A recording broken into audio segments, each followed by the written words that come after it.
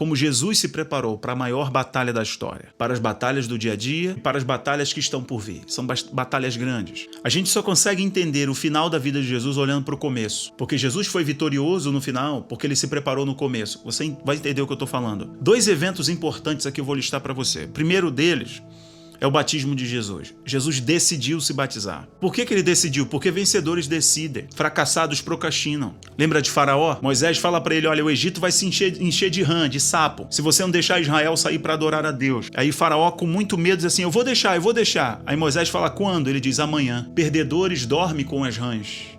Não decidem, procrastinam. Jesus decidiu, e João estava confuso, mas eu te batizar... E Jesus diz, João, eu sei o que eu estou fazendo, João, me batiza para que se cumpra toda a justiça. Jesus sabia identificar as suas batalhas. Vencedores sabem identificar as batalhas que precisam travar para vencer a guerra. Jesus sabia que a guerra era lá na frente, mas tinha algumas batalhas que ele deveria travar. E Jesus sabia que ele iria descer. Meu irmão, desça quantas vezes for preciso, até que você tenha uma imagem clara que teu futuro é subir. Quantas vezes for preciso, irmão. Quantas vezes. E não importa o que vão falar.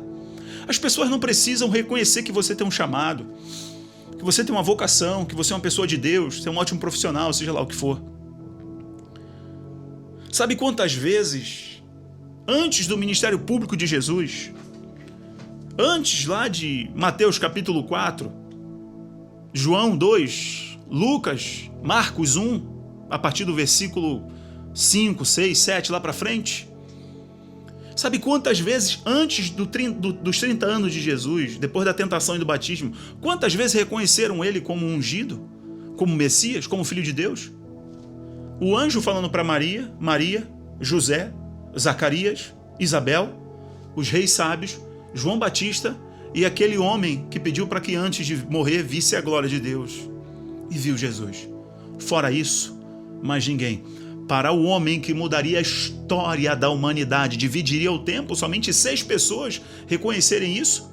Imagina você está esperando o quê? Você está esperando de quem? O quê de quem? Biblistas, exegetas, estudiosos, historiadores, ninguém consegue dizer por que João batizava nas águas. Ninguém consegue dizer.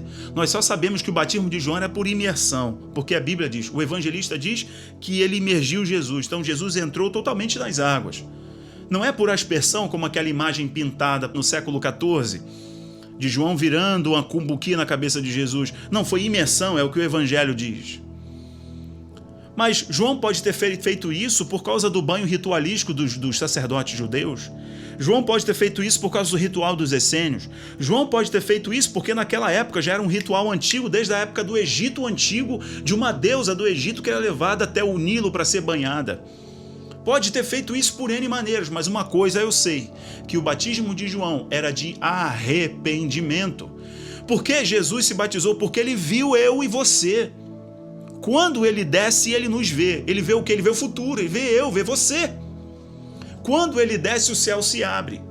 Você está muito preocupado em descer, em ser humilhado, que foi envergonhado, em passar por uma fase difícil. Enfrenta isso de peito aberto, porque quando você desce, você vê. Porque quando você desce, o céu se abre. Quando ele desce, o céu se abre e tem a voz confirmando a paternidade. Esse é meu filho amado. Essa era a voz que confirmaria, assim como no Antigo Testamento o primeiro sacerdote foi separado dessa forma. Moisés colocando a mão na cabeça de Arão, separando ele para o sacerdócio. Era a mão imposta, era a voz declarando, era o azeite se derramando e a confirmação diante das pessoas. Então as pessoas estão no Jordão, na altura de Betânia, João Batista, o profeta, autoridade espiritual. O céu se abre, Jesus desce, o céu se abre, o Espírito Santo vem. Pronto, está confirmado, porque ele decidiu descer. Quando ele desce, ele vê você. Quando você decide descer, a casa do oleiro. Quando você decide para descer e fazer o caminho de volta. Sabe, voltar. A gente sempre tem que descer para fazer esse exercício, gente. Qual foi a segunda coisa, Rafael, para a gente esticar o papo? A segunda coisa foi a tentação. Então imagina, o batismo é o terreno da glória. O batismo é o terreno da certeza. O batismo é o terreno da convicção. O batismo é o terreno da confirmação. E logo depois a Bíblia diz que o Espírito o levou ao deserto para ser tentado. Agora o Espírito o coloca no terreno das incertezas, no terreno dos questionamentos, no terreno das dúvidas. Sim, o deserto é o terreno de treinamento, é o campo de treinamento do caminho profético. Todo profeta passa pelo tempo do deserto. Perfeito, maravilha. E Jesus está ali. O evangelista vai nos dizer, Marcos vai nos dizer, nessa passagem registrada de modo tão curtinho, Marcos diz que ele conviveu com as bestas e as feras. E no final de tudo, os anjos vieram servi-lo. Mas ele conviveu com os vales, com hienas, ele conviveu com as bestas e as feras do deserto. Entenda, até você romper, até você vencer, você tem que lidar com as bestas e as feras, mas cuidado, que às vezes as bestas e as feras não é teu primo, não é teu parente, não é teu irmão, não é teu patrão, é você mesmo. Estão aqui dentro, é o que Paulo diz, eu estou lutando contra o meu homem interior, estou lutando contra mim mesmo. Você está entendendo, vencedor? Você está entendendo, vencedora? Você precisa aprender a dimensionar essas bestas, essas feras, ou talvez aprender a conviver com o silêncio, que você está, Deus não fala comigo, eu não escuto nada. Talvez você está lutando contra isso agora. Não tenho resposta, nada acontece. Talvez você está lutando contra isso agora. Ele ficou ali 40, porque 40, a quarentena, a quaresma, o caminho da quarentena ali naquele deserto da Judéia, provavelmente, é o momento da virada, é o momento que se vira o ministério. 40 é muito icônico, é muito simbólico, porque vira o curso da humanidade depois de 40, não é verdade? E aí Jesus, ele é testado fundamentalmente em algumas coisas. Primeira coisa que ele é testado naquilo que ele foi confirmado. Guarda isso, anota isso agora no teu coração. Você vai ser testado naquilo que já foi confirmado para você. Perceba, Jesus se batizou porque ele decidiu, vencedores decidem. Ele decidiu descer para ter uma imagem do futuro. Quem está no futuro? Eu e você, reconhecendo como Senhor e Salvador, porque todo aquele que crer em Jesus como Filho de Deus se torna Filho de Deus por adoção, é enxertado na videira, diz a palavra. Qual é a primeira tentação de Jesus? A primeira tentação de Jesus é numa necessidade. Necessidade é diferente de fragilidade. A Bíblia diz em Mateus capítulo 4 que no final dos 40 dias, o diabo vê a fome de Jesus e se apresenta a ele para tentá-lo. Provavelmente o diabo se personificou em uma figura humana. É uma especulação. Estou só viajando com vocês aqui, de acordo com o que a Bíblia diz. E o diabo pega aquela pedra e diz, olha, se você é filho de Deus, transforme essas pedras em pães. Então a primeira coisa que você tem que entender é que o diabo pegou uma necessidade, porque conforme Hebreus capítulo 4, conforme o próprio livro de Hebreus capítulo 2, Jesus assumiu forma humana para entender as tuas necessidades, as tuas tentações, a fim de te livrá-las, de te livrar destas e te fortalecer. Ele assumiu a forma humana, ele entende o que você passa. Então, o diabo vendo que ele, ao final do jejum, ele teve necessidade. E aí o diabo não entende que Jesus tinha necessidade humana, mas por ter mergulhado em Deus 40 dias, não tinha fragilidade. Jesus estava forte espiritualmente. Entenda uma coisa, você vai vencer as maiores batalhas da tua vida, mesmo tendo necessidade, mas significa que você não tem fragilidades. Por quê, Rafael? As suas fragilidades são resolvidas com a palavra. Jesus estava 40 dias mergulhando no Pai, mergulhando em Deus, bestas, feras selvagens, vales, gargantas do deserto, vales profundos, montes altos, mas Jesus estava 40 dias jejuando. No fim dos 40 dias, o diabo viu a necessidade orgânica, fisiológica e pensou que Jesus estava frágil. Não, Jesus tinha necessidade. Significa que você pode ter necessidades, mas diga ao fraco, eu sou, você conclui. Segunda coisa que o diabo faz é negar Jesus naquilo que ele foi confirmado. O quê? O céu se abriu e disse, tu és meu filho amado. Então a primeira coisa que o diabo diz é, se tu és o filho de Deus, transforma essas pedras em pães. Se tu, coloca uma condicional. E lá o Pai não condicionou. Todas as promessas do Antigo Testamento estavam ligadas a condicionantes. A aliança abraâmica, a aliança davídica, a aliança com Noé, a aliança com Moisés, todas estavam ligadas a condicionamento. Se você me ouvir, se quiserdes, me ouvirdes, não quebre a minha aliança com o filho. Quando o céu se abre e ele diz, tu és meu filho amado, em ti eu tenho muita alegria. Ele está afirmando, nada muda essa realidade, tu és o meu filho. Só que agora, diante da necessidade, o diabo testa aquilo que já foi confirmado. Escuta, Jesus já morreu por você, você está perdoado, você é livre. Quando você crê em Cristo, você acredita na sua morte, na sua ressurreição, você é livre, não há mais condenação, você está perdoado. Levanta a tua cabeça, ergue os teus olhos, olha para a cruz do Calvário, acredita, você é livre. Não deixe mais ninguém questionar. Não deixe mais ninguém questionar essa verdade, porque o diabo ele quer fazer isso. Ele quer que você duvide daquilo que Deus já confirmou para você que você é. E é por isso que ele diz a primeira vez, se tu és filho de Deus, ele está tentando fazer você duvidar das certezas que te trouxeram até aqui. A primeira vez. A segunda vez ele fala a mesma coisa. Se tu és filho de Deus, faz uma coisa, jogue-se desse pináculo. Olha só que coisa interessante. O que o diabo está fazendo então é colocar em dúvida aquilo que Jesus tinha convicção. Mas Jesus não estava frágil, ele tinha necessidade orgânica, mas ele não estava frágil espiritualmente, ele estava forte.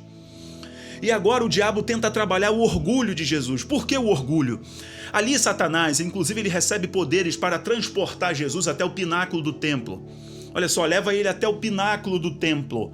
O pináculo do templo foi inclusive onde um irmão de Jesus foi lançado ali, foi lançado pelos sentenciadores e morreu.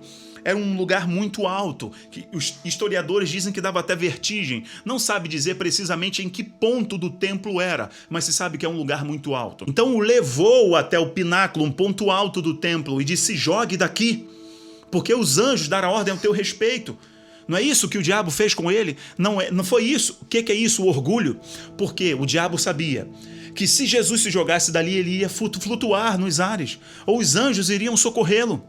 E os judeus iriam olhar para aquilo e iam dizer, o Filho de Deus, ele se manifestou, ele é o Mashiach, ele é ungido, todo mundo ia se curvar, mas ele ia ter o coração dos homens pelo orgulho.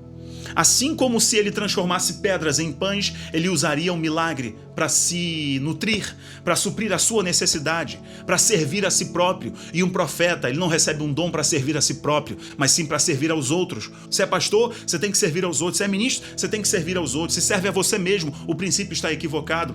Então o diabo trabalha com o orgulho de Jesus, dizendo, olha, se jogue daí.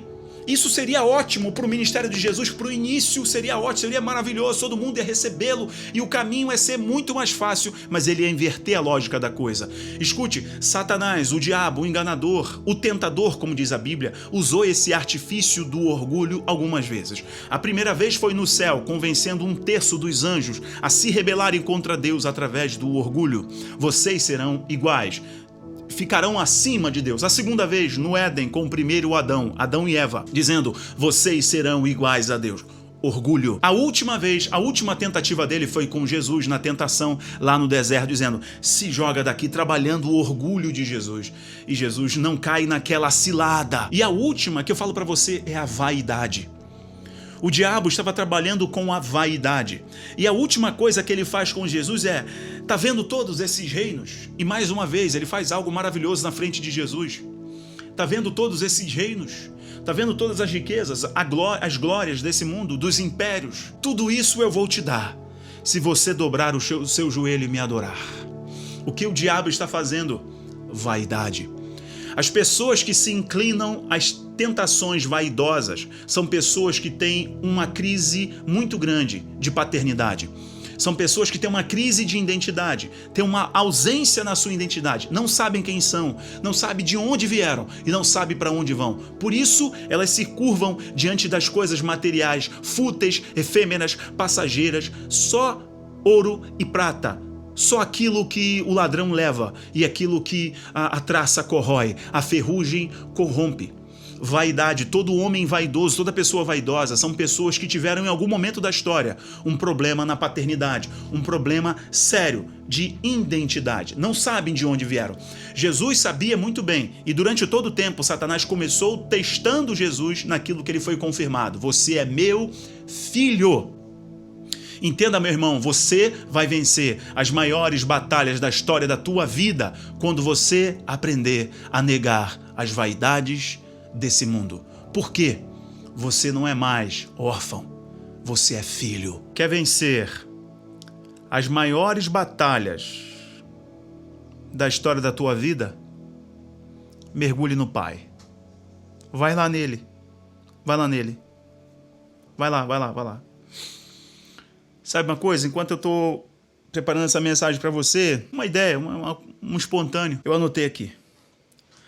Fique aqui comigo, Seja meu abrigo, só tenho você.